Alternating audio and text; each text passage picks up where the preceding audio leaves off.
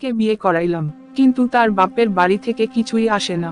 এই বউ রাখার দরকার নাই, ছেলে আসুক, এমন ফেস লাগাবো যেহেতু তার বুক এসে তালাক দিয়ে দেয়। মা আমাকে ডেকেছেন? হ্যাঁ ডেকেছিলাম, তো এটা খারাপ কি হয়েছে? না মা, সেটা না। আপনার কি লাগবে আমাকে বলেন। বলতে চাচ্ছিলাম যে তোমাকে আমাদের বাড়িতে নিয়ে আসার পর তোমার বাপের বাড়ি থেকে কিছুই আসলো না কেন? মা, আমরা তো গরিব, আমাদের তো কিছুই নাই, আপনাদের তো সবই আছে। আমার মুখের উপরে কথা, দাঁড়া দেখাচ্ছি তোকে।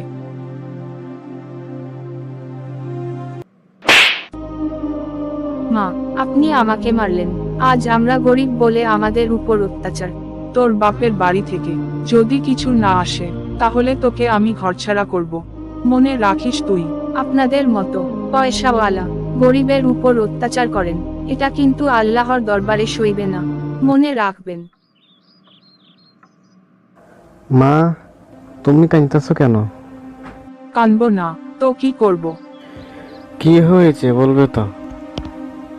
তুই আজকে তোর বউকে ঘর থেকে বের করে দিবি, তা না হলে আমি ঘরের বাইরে চলে যাব।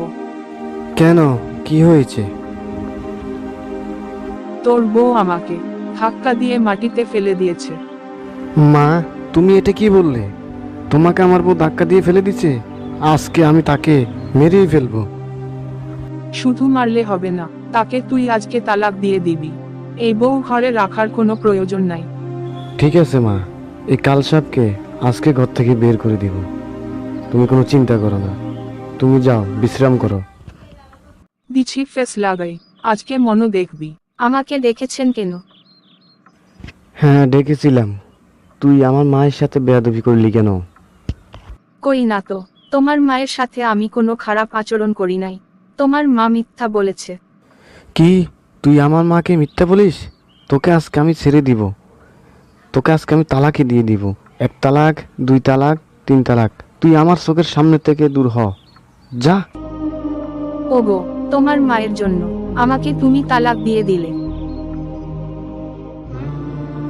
যাচ্ছি, যাওয়ার আগে একটা কথা বলে যাচ্ছি। তুমি আমাকে বিনা কারণে তালাক দিয়ে দিলে, একদিন তুমি বুঝবে, তুমি মনে রাখবা। তুই এখনো দাঁড়িয়ে আছিস? তুই এখনো যাচ্ছিস না? দাঁড়া, তোকে কিভাবে বের করতে হয় আমার কৌশল জানা আছে।